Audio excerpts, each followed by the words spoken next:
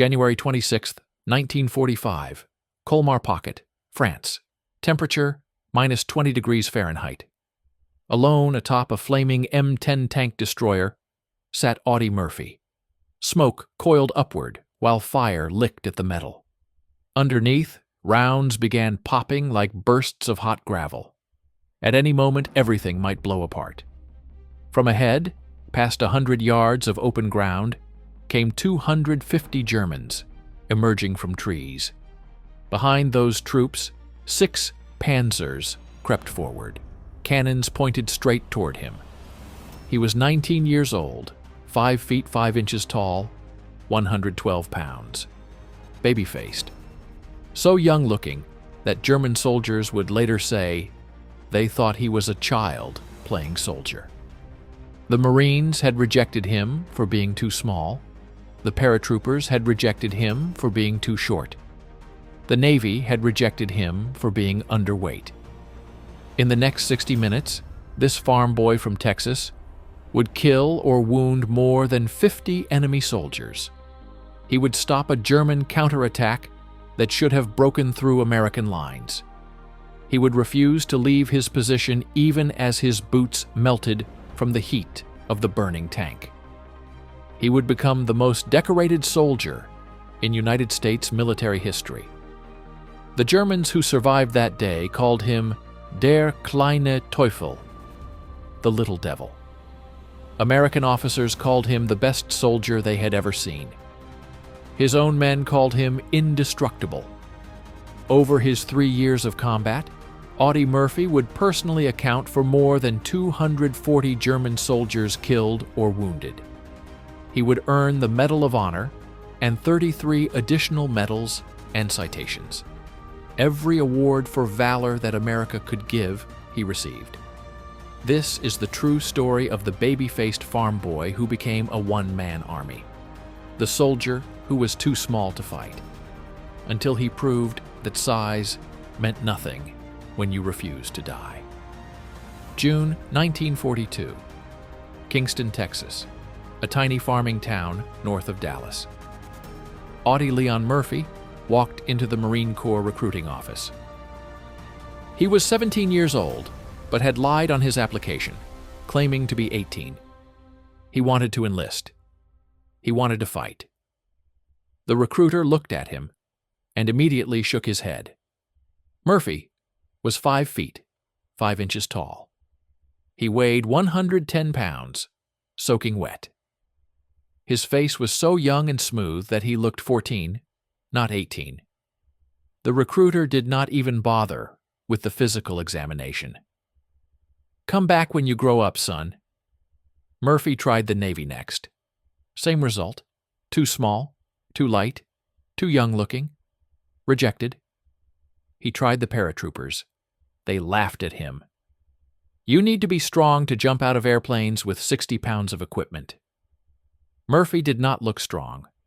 He looked like a child. Finally, Murphy tried the Army, regular infantry. The recruiter looked at him skeptically, but was more desperate. It was 1942. America needed men, any men, even small ones. Murphy passed the physical examination barely. He was accepted into the Army with one condition. He needed to gain weight before basic training. Murphy spent the next month eating everything he could find. He reported to Camp Walters, Texas, weighing 112 pounds, still too light. But the Army was not turning anyone away anymore. Murphy had grown up in poverty so severe that it was hard for most Americans to understand. His family lived in a sharecropper's shack with dirt floors, no electricity, no running water. His father abandoned the family when Audie was young. His mother died when he was 16. Audie and his siblings were left to survive on their own.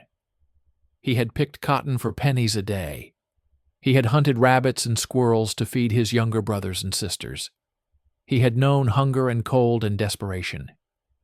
When his sister died from pneumonia, because the family could not afford a doctor, something broke inside Audie Murphy. He decided he would do whatever it took to escape poverty. He would prove that he was worth something. He would show everyone who had underestimated him that they were wrong. The Army was his chance. He was not going to waste it. Basic training at Camp Walters was brutal. The drill sergeants mocked Murphy constantly. "Look at baby face. This kid won't last a week in combat. He'll cry for his mama the first time he hears a gunshot." The other recruits were bigger, stronger, older. Many of them teased Murphy, called him Shorty and Runt. Murphy said nothing. He just worked. He qualified expert marksman with the M1 Garand rifle, expert with the carbine, expert with the Browning automatic rifle. Turns out that years of hunting to feed your family made you very good at shooting. Murphy could hit targets that other recruits could not even see. The instructors noticed. The mockery decreased. In February 1943, Murphy completed advanced infantry training. He was assigned to Company B, 1st Battalion, 15th Infantry Regiment, 3rd Infantry Division.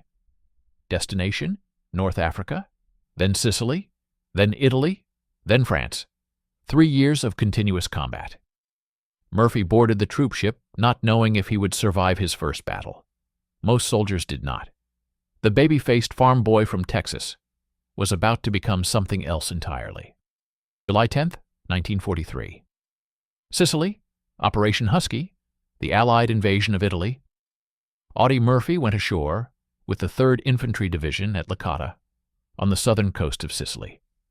His first combat. Age 18. He carried an M1 rifle, 80 rounds of ammunition, 2 grenades, a canteen, and terror he tried to hide. German and Italian forces defended the island. Artillery shells exploded on the beach. Machine gun fire cut through the air. Men fell. Men screamed. Murphy kept moving forward because that was what you did. You moved forward or you died. Murphy's first kill happened 3 days later. His platoon was advancing through an olive grove when they encountered Italian soldiers. Murphy saw a man in uniform raise a rifle. Murphy fired first. The man fell. Murphy stared at the body for a long moment. He had just killed another human being. He felt sick. He wanted to vomit. His hand shook. His sergeant grabbed him. "You did good, kid. That's war. Get used to it." Murphy realized something in that moment. Getting used to it was the only way to survive. Over the next month in Sicily, Murphy killed more men. It got easier, not emotionally easier. Murphy never stopped feeling the weight of it, but mechanically easier. See enemy, aim, shoot, move, repeat. He was good at it. Better than good. Exceptional. His marksmanship meant he almost never missed. Other soldiers needed multiple shots to hit a target. Murphy needed one. Officers noticed. By the end of the Sicily campaign, Murphy had been promoted to corporal. September 1943. The invasion of mainland Italy. Salerno. Murphy's unit landed on September 9th.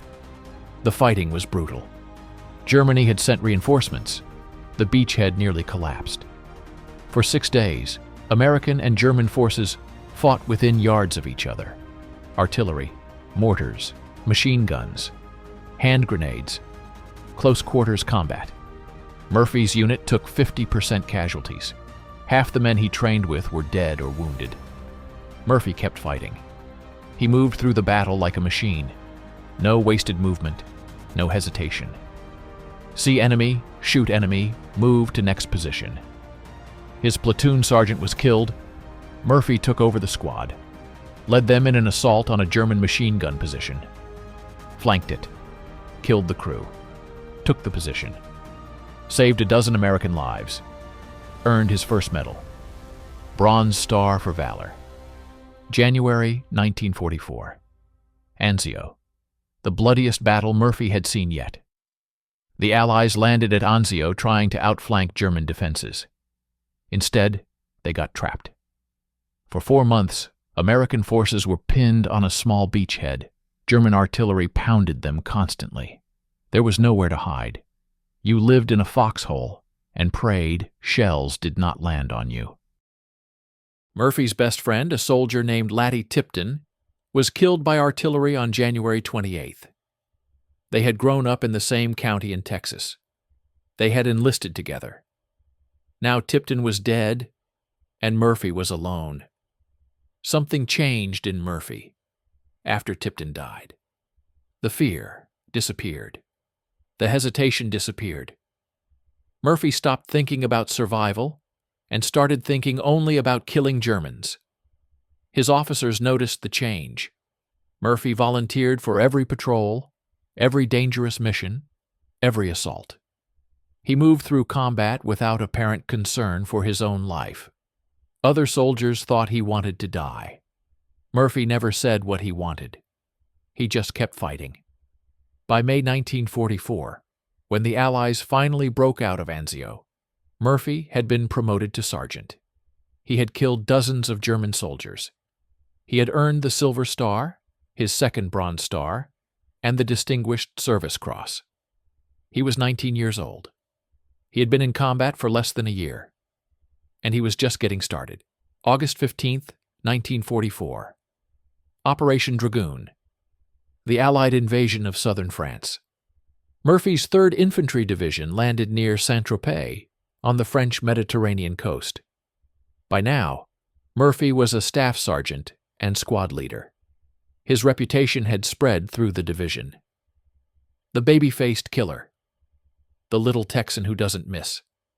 The soldier who doesn't know how to quit. Murphy led from the front. Never asked his men to do anything he would not do himself.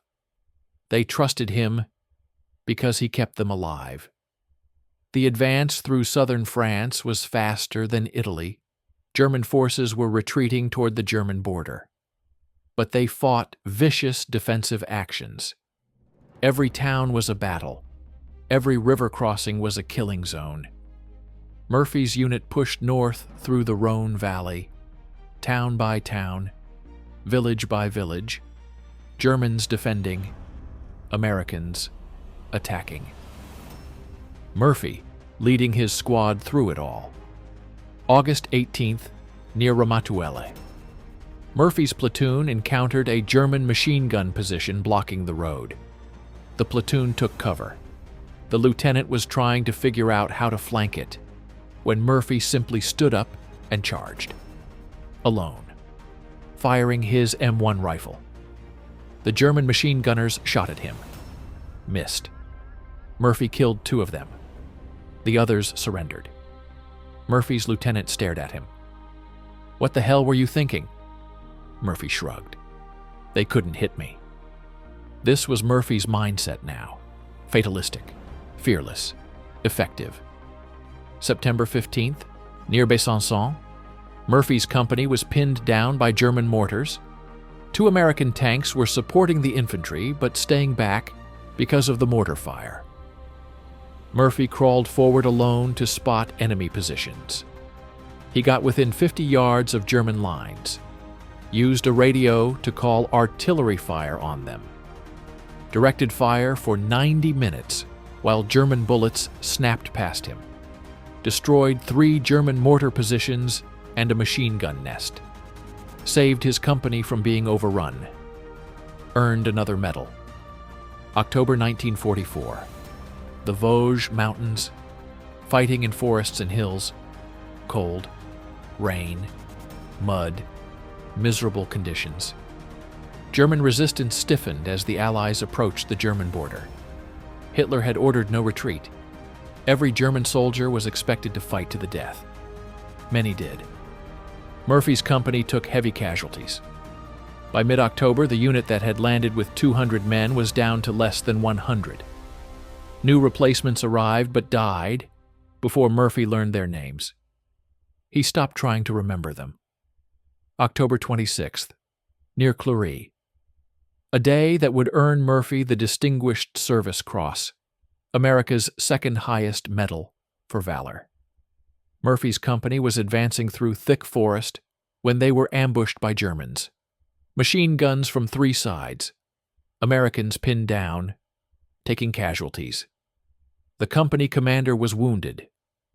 Murphy took command, organized a defense, then charged the nearest German position alone. Killed the machine gun crew, seized the gun, turned it on the other German positions, held that position for hours while his company withdrew, killed at least a dozen Germans, refused to retreat until every American was safe. When he finally pulled back, he was the last man out. Murphy's battalion commander recommended him for officer training. Murphy refused. "I fight better as an enlisted man." What he meant was that officers stayed back and gave orders. Murphy wanted to be at the front killing Germans. By November 1944, Murphy had personally killed or wounded more than 200 enemy soldiers. He was 20 years old. He had been in combat for 16 months. His service record showed 19 medals and citations. Every officer who served with him said the same thing. Best combat soldier they had ever seen. But the biggest battle was still ahead. January 1945. The Colmar Pocket, eastern France near the German border. German forces had established a defensive pocket in the Vosges Mountains and the Rhine River Valley. The Allies needed to eliminate this pocket before advancing into Germany. It was brutal winter warfare. Snow, ice, temperatures below zero, frostbite and trench foot were as dangerous as bullets. Murphy's unit, now down to a fraction of its original strength, was tasked with attacking German positions near the town of Holzwihr. January 25th. Murphy's Company B was ordered to attack through a clearing toward German-held woods. It was a terrible tactical position. Open ground, no cover. Germans in the trees with machine guns and anti-tank weapons. But orders were orders. The company attacked at dawn. Immediately, German fire tore into them. Men fell. The attack stalled. Murphy's company commander was killed. Murphy, now a second lieutenant, after finally accepting a battlefield commission, took command. Murphy realized the attack could not succeed. He ordered his company to fall back to the edge of the woods they had advanced from, set up a defensive line, called for tank support. 2 M10 tank destroyers arrived. American soldiers dug in. Everyone knew the Germans would counterattack. Murphy positioned his men carefully, placed machine guns to cover the open field. Waited. January 26, 1945, 1400 hours. 2 p.m. The German counterattack began. 6 Panzer tanks emerged from the woods 500 yards away. Behind them, more than 250 German infantry soldiers. It was a full combined arms assault designed to destroy Murphy's company and break through American lines. Murphy had 18 men in defensive positions. One of the M10 tank destroyers was hit immediately by German fire, caught fire. The crew bailed out and ran for cover. The second M10 retreated behind a small ridge, its crew unwilling to face 6 German tanks. Murphy watched the Germans advance. 250 men and 6 tanks against his 18 soldiers. The mathematics were impossible. His company would be overrun. He had 2 choices: order a retreat and abandon the position, or do something insane. Murphy chose insane. He grabbed his radio handset and climbed onto the burning M10 tank destroyer. The vehicle was fully engulfed in flames. Ammunition inside was cooking off, exploding randomly. Smoke poured from the engine. The entire tank could explode at any moment. But it had a .50 caliber machine gun mounted on top, and that gun still worked. Murphy positioned himself behind the machine gun. He was now standing on top of a bomb, completely exposed, with 250 German soldiers and 6 tanks advancing toward him. The Germans were 100 yards away and closing. Murphy opened fire. The point .50 caliber machine gun was devastating. Heavy bullets that could punch through body armor and light vehicles. Murphy aimed at the German infantry. Soldiers fell. The German advance slowed. They could not believe one man was standing on a burning tank shooting at them. They thought it was a trap. They thought Americans were using the tank as bait and had heavy weapons hidden nearby. There were no hidden weapons. There was only Murphy. German soldiers tried to flank left. Murphy swung the gun and cut them down. Germans tried to flank right. Murphy swung back and killed them. The 6 Panzer tanks fired at Murphy's position. Shells exploded around the burning M10. Shrapnel flew. Incredibly, Murphy was not hit. He kept shooting, methodically, without panic. Aim, fire, adjust, repeat. The same technique he had used hunting rabbits as a child, except now he was hunting soldiers. The flames on the tank grew hotter. Murphy's boots began to melt. The rubber soles stuck to the hot metal. Smoke made it hard to breathe. Ammunition continued to cook off inside the tank. Each explosion sent a shudder through the vehicle. Murphy ignored it all. He had a job. Kill Germans. Stop the attack. Nothing else mattered. His radio operator, watching from 50 yards away, screamed at him over the radio. "Lieutenant, get off that tank. It's going to blow." Murphy's response was 2 words. "Not yet." For 1 full hour, Audie Murphy stood on that burning tank destroyer and fought 250 German soldiers and 6 tanks alone. He did not retreat. He did not take cover. He stood there and shot every German who came within range. His battalion commander tried to order him to withdraw. Murphy ignored the order. He was not leaving until every German was dead or retreating. American artillery, called in by Murphy over his radio, began falling on German positions. German casualties mounted. The attack was failing. The Germans could not understand how one American soldier could stop 250 men. Finally, at approximately 1500 hours, the Germans broke. They had lost more than 50 men killed or wounded. Their attack had completely stalled. They retreated back to the woods. Murphy, nearly out of ammunition, finally climbed down from the burning tank. He had been standing there for over an hour. His leg was bleeding from shrapnel. He had been hit and had not even noticed. His hands were burned from the hot metal. His face was black from smoke. He walked back to his company's position. His men stared at him like he was a ghost. Murphy looked at his battalion commander and said, "Can we get some more ammunition?" Murphy refused medical evacuation. His leg wound was treated by a medic. He stayed with his company. That evening, his battalion commander sat down to write the Medal of Honor recommendation. He wrote for 3 hours, trying to find words to describe what Murphy had done. There were no adequate words. Murphy had single-handedly stopped a German counterattack that should have broken through American lines.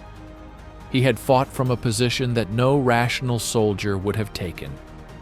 He had killed or wounded more than 50 enemy soldiers in 1 hour. He had done this while standing on a burning vehicle filled with explosives. The recommendation was approved at every level of command.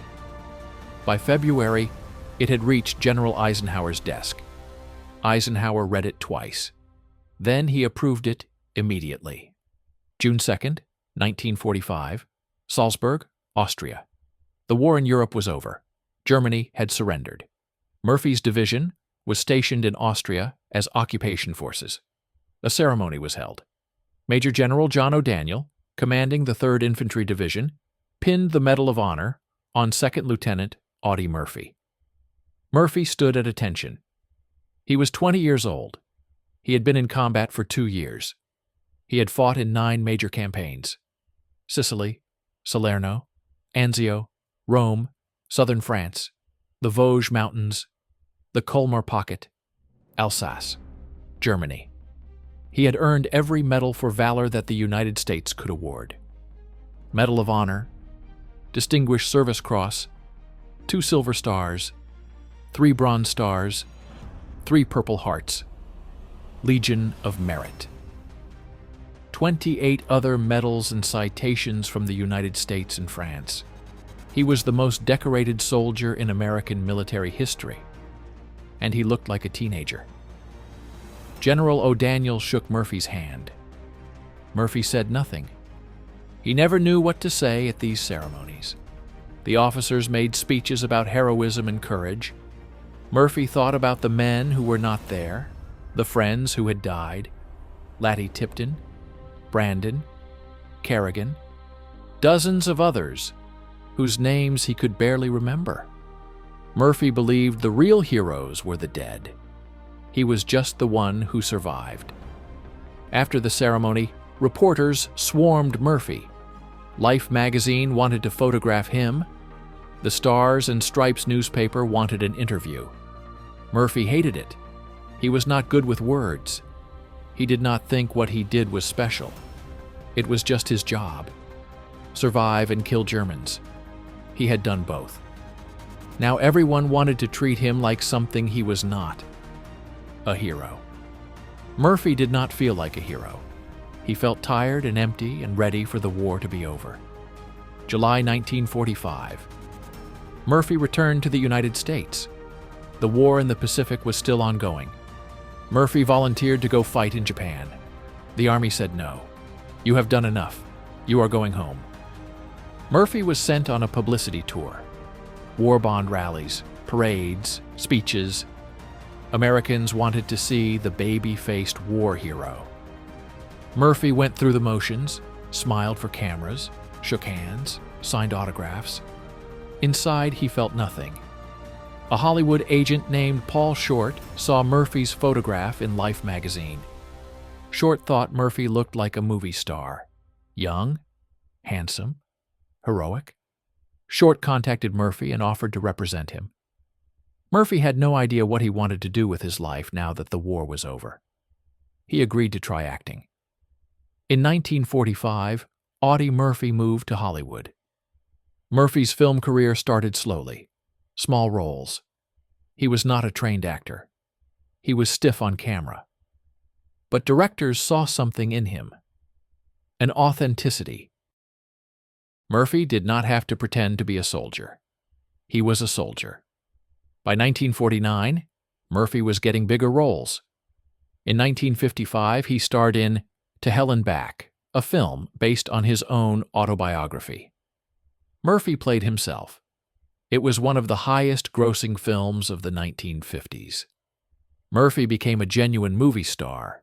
He made 44 films over 20 years. But success in Hollywood could not heal what the war had done to Murphy's mind. He suffered from what we now call post-traumatic stress disorder. In the 1950s, they did not have a name for it. They called it shell shock or battle fatigue. Murphy had nightmares every night. He would wake up screaming. He slept with a loaded pistol under his pillow. He could not sleep without pills. He became addicted to sleeping medication. His marriages failed. He struggled with depression. He had flashbacks to combat. Loud noises made him dive for cover. He could not relax in public places. Always scanning for threats. Always waiting for someone to attack. Murphy spoke publicly about his struggles. This was rare in the 1950s. Men were supposed to be strong, soldiers especially. But Murphy used his fame to advocate for better treatment of veterans with psychological wounds. He testified before Congress. He gave interviews. He said, "War does not end when the shooting stops. It stays with you forever." Murphy's advocacy helped change how America treated veterans with PTSD. His willingness to admit he was struggling gave other veterans permission to seek help. He received thousands of letters from veterans thanking him for speaking up. Murphy said, helping those veterans meant more to him than any medal. May 28, 1971.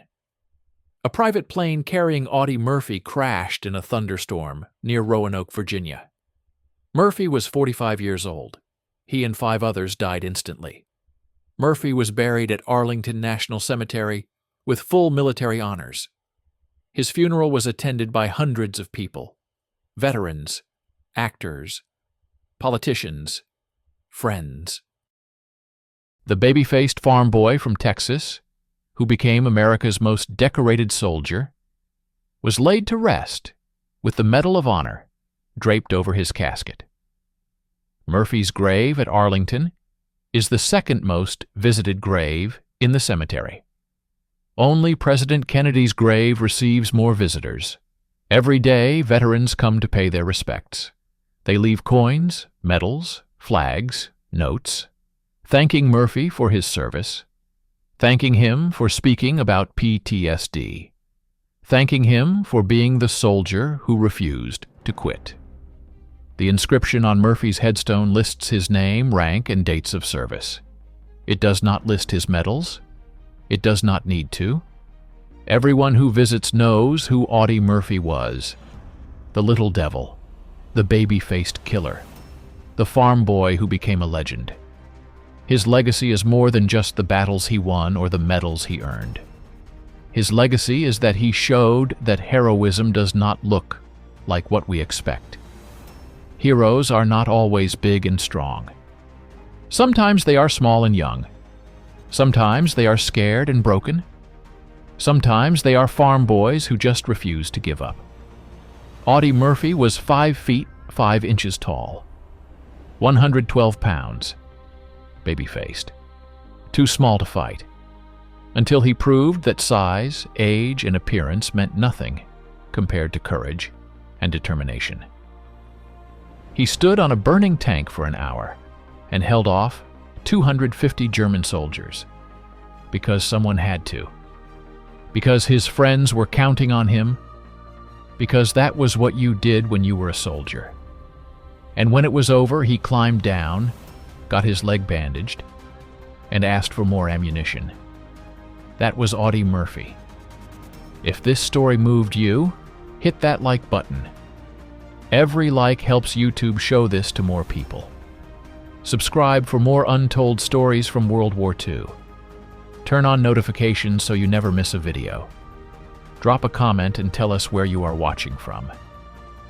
Did anyone in your family serve in World War II? Do you remember Audie Murphy's films? Let us know in the comments. Thank you for watching. Thank you for keeping these memories alive. Audie Murphy deserves to be remembered, not just for his medals, but for his humanity, for his struggles, for his courage to admit he was broken and help others who were broken too. These heroes fought for us. The least we can do is remember them.